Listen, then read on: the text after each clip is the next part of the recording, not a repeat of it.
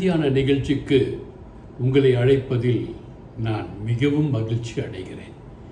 இன்று நாம் பார்க்க போகும் வேத வசனம், ஜெபியுங்கள், ஆண்டவர் உங்களுக்கு கட்டளையிடுவார். எப்பேற்பட்ட ஒரு வாக்குத்தத்தம் பாருங்க. நீங்கள் ஜெபிச்சிங்கன்னா ஆண்டவர் உங்களுக்கு கட்டளை கொடுப்பார். ஒவ்வொரு ஜெபமும் சுற்றி கொண்டே இருக்குமா. கோடிக்கணக்கான ஜனங்களுடைய விண்ணப்பங்கள் சுற்றி கொண்டே இருக்கும். எந்தெந்த விண்ணப்பத்திற்கு உடனே ஆண்டவர் பதில் கொடுக்க வேண்டுமோ அதை இன்னும் கொடுத்து கொண்டு தான் இருக்கிறார். உங்களுக்கு வேண்டுமானால் சில சமயங்களில் தாமதம் ஏற்படலாம். அந்த தாமதமும் உங்களுக்கு நல்லதுதான் என்பதை நீங்கள் மறந்து விடாதீர்கள். ஒரு சிறிய நிகழ்ச்சியை சொல்லி வேத வசனத்திற்கு கடந்து செல்வோம். ஒரு மனிதன் மிகவும் பசியின் கொடுமை என்ன, அப்படி கொடுமை. ரொம்ப வயதானவர், உழைக்க முடியாது, நல்ல வாழ்ந்து கெட்டு போனவர், பணத்தை எல்லாம் இழந்து போனவர். பசி என்று ஆண்டவரிடத்தில் அழுகிறார். ஆண்டவரே, எனக்கு பசி உயிரை போக்குகிறது. ஆண்டவரே, தின்பதற்கு ஏதாவது கொடுத்தால் நலமாயிருக்கும் ஆண்டவரே என்று கதறுகிறார். அப்பொழுது அவருக்கு மனதிலே ஆண்டவர் சொல்லுகிறார், ஒருவன் வாழை தாரை கொண்டு போவான், பசிக்கிறது என்று கேள், அவன் கொடுப்பான் என்று சொல்லுகிறார். இதை ஏன் சொல்லுகிறேன் என்றால், ஆண்டவர் நேரடியாக வந்து உங்களுக்கோ எனக்கோ உதவ முடியாது. மனிதர்களின் ரூபத்தில் தான் வந்து உதவுவார். இவர் பெரியவர் என்ன பண்ணுறார், அப்படியே அந்த ரோட்டோரம் உட்காந்துட்டு இருக்காரு. அவர் பிச்சை எடுத்து பழக்கம் இல்லை. யாராவது கொடுத்தா சாப்பிடுவார், யாராவது கொடுத்தா டீ குடிப்பார். அதான் அவர் பழக்கம். பிள்ளைகளால் உதாசீனப்படுத்தப்பட்டு வேதனையோடு மனைவி இருந்த காரணத்தினாலே உழைக்கவும் முடியாது, பிச்சை எடுத்தால் நன்றாக இருக்காது என்று ஆண்டவரிடத்திலே ஜெபித்து கொண்டிருப்பது அவருடைய வழக்கம். அந்த வழியாக ஒரு நிகழ்வு நடக்கிறது. ஒரு பெரிய பணக்காரர் தன் வீட்டிலே வாழை குழை தள்ளி பழுத்து இருக்கிறார். அந்த வாழைத்தாரை வெட்டி, இது முதல்ல விளைஞ்ச வாழைப்பழம், நம்ம தோட்டத்தில் ஆயிரக்கணக்கான வாழை மர கன்றுகளை நட்டோம், முதல் அறுவடை ஆண்டவருக்கு கொடு என்று, போதகருக்கு கொடு என்று அனுப்பி வைக்கிறார். அவனும் வேலைக்காரன் வாழைத்தாரை தோளில் போட்டுக்கிட்டே போகிறான். போகும்போது பெரியவர் சொல்கிறார், ஐயா, எனக்கு பசிக்குதுயா, ஒரு வாழைப்பழம் கொடுங்கய்யா, ஒரு வாழைப்பழத்தில் வயிறு நிறைஞ்சிடையா, வயதாயிடுச்சு, அதனால் உழைக்க முடியலையான்னு கேட்கும் பொழுது இந்த வேலைக்காரன் ஒரு வாழைப்பழத்தை பெற்று அவருக்கு கொடுத்து விட்டு மீதி உள்ள வாழைத்தாரை கொண்டு போய் போதகரிடத்தில் கொடுத்துட்றார். அடுத்த நாள் இந்த பண்ணையாருக்கு ஒரு கனவு வருகிறது. அந்த கனவிலே ஆண்டவர் தரிசனமாகி, நீ கொடுத்த ஒரு வாழைப்பழத்திற்கு மிகவும் நன்றி, நன்றாயிருந்தது, சுவையாயிருந்தது என்று சொல்லுகிறார்.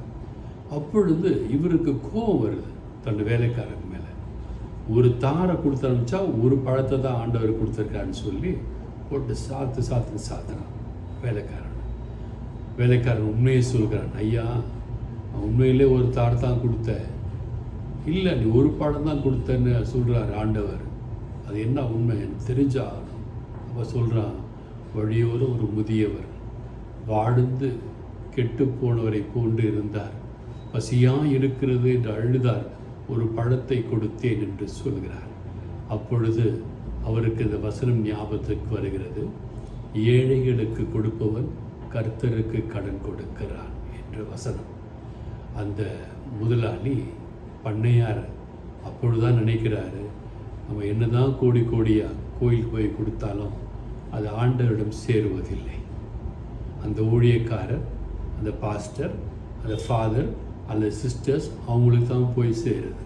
ஆனால் உண்மையிலே பசியாக இருப்பவனுக்கு, உண்மையிலே தாகமாக இருப்பவனுக்கு நாம் கொடுத்தா ஆண்டவருக்கு கொடுக்கிறோம் என்பதை அன்று உணர்ந்து கொண்டார். இதைத்தான் வேதத்திலே 1 சாமுவேல் 12 அதிகாரம் 22 வசனத்தை பார்க்கும் பொழுது, உண்மையாய் பசிக்கிறவர்களுக்கு ஆண்டவர் கருணை காட்டுகிறவராக இருக்கிறார். எப்படி இதில் பார்த்தோம் இல்லையா?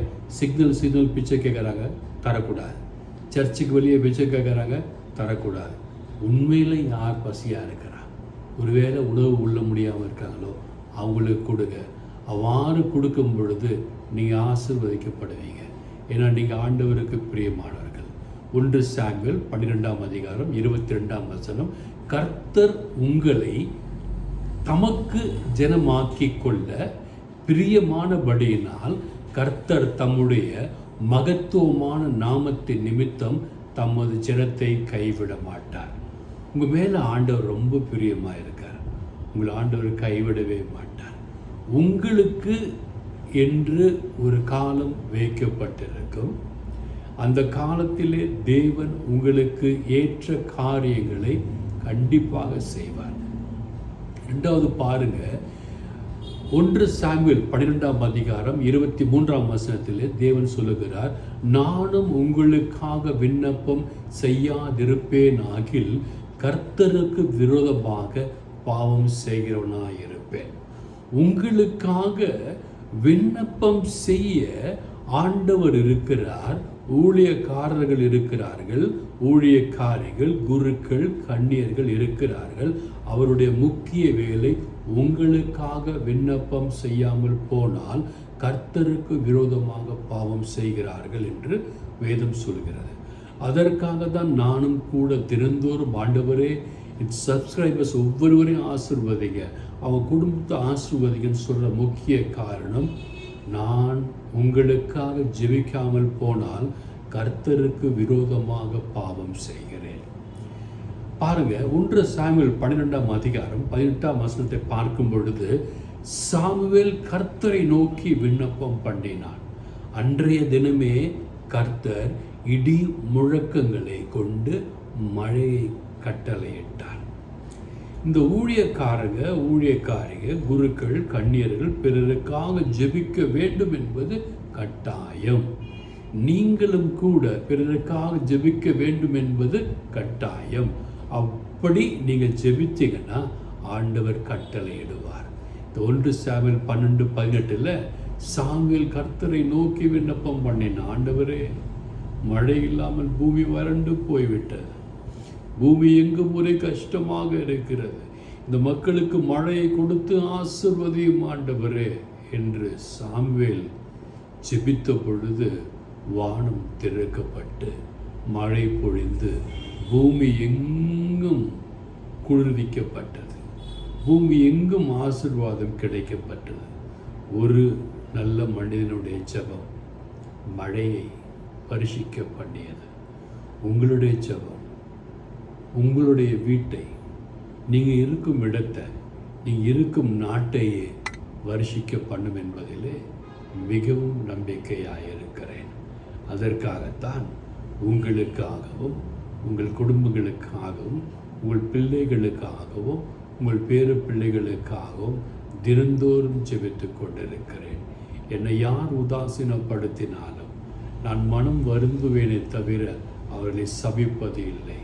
ஏனென்றால் ஆண்டவர் என்னை சபிக்காமல் என்னை பரிபூர்ணமாய் வைத்திருக்கிற காரணத்தினாலே நீங்களும் பரிபூர்ணமாய் இருக்க வேண்டும் என்று நான் விரும்புகிறேன். அடுத்து ரோமருக்கு எழுதின நிருபம் 8 அதிகாரம் 27 வசனம் இவ்வாறு சொல்கிறது, ஆவியானவர் தேவனுடைய சித்தத்தின்படியே பரிசுத்தவான்களுக்காக வேண்டுதல் செய்கிறபடியால். பாருங்க, ஆவியானவர் தேவனுடைய சித்தத்தின்படியே பரிசுத்தவான்களுக்காக வேண்டுதல் செய்கிறார். நீங்களும் நானும் பரிசுத்தவானாய் இருந்து ஜெபிக்கும் பொழுது ஆவியானவரும் நமக்காக வேண்டுதல் செய்வார். எதற்காக என்றால் உங்கள் கோரிக்கை, என் கோரிக்கை நிறைவேற வேண்டும் என்று. எனவே நீங்கள் என்ன செய்யணும்னா, இன்றையிலிருந்து உங்களுக்காக ஜெபிக்காமல் பிறருக்காக ஜெபிங்கள். அவ்வாறு ஜெபிக்கிற ஆவியானவர் ஜெபிக்கிறபடியால் இருதயங்களை ஆராய்ந்து பார்க்கிற ஆவியின் சித்தத்தை இன்னதென்று அறிவார். அவர் உங்கள் இருதயத்தை ஆராய்ந்து பார்ப்பார். நீங்கள் ஜெபிக்கிற ஜெபம் உண்மையிலே தேவையா இருக்கிறதா, உண்மையிலே இப்போ உங்களுக்கு தேவையா என்று ஆராய்ந்து பார்த்து உண்மையாய் உங்களுக்கு தேவையா இருந்தால் ஆவியானவரே உங்களுக்காக ஜெபிக்கிறார் என்று வேதம் சொல்லுகிறது. நீதிமொழிகள் 10ஆம் அதிகாரம் 30ஆம் வசனத்தை பார்க்கும் பொழுது, நீதிமான் என்றும் அசைக்கப்படுவதில்லை. நீங்களும் நானும் நீதிமானாய் இருப்போமே ஆனால் நீங்களும் நானும் என்றும் அசைக்கப்படுவதில்லை. நீங்கள் விழமாட்டீங்க, நான் கீழே விழமாட்டேன். ஏன்னா நீங்கள் ஆண்டவருக்கு பிரியமாக இருக்கிறீங்க. ஆண்டவர் சொல்கிறது செய்கிறீங்க. ஆண்டவர் சொல்கின்ற ஒவ்வொரு வசனத்தின்படி நடக்கிறீங்க. உங்கள் பிள்ளைகளை ஏமாற்றாமல் இருக்கிறீங்கன்னா ஆண்டவர் உங்களை ஆசீர்வதிப்பார். ஒரு பிள்ளைக்கு ஒரு மாதிரி பார்த்து மற்ற பிள்ளைகளுக்கு ஒரு மாதிரி பார்க்கிறத ஆண்டவர் வெறுக்கிறார்.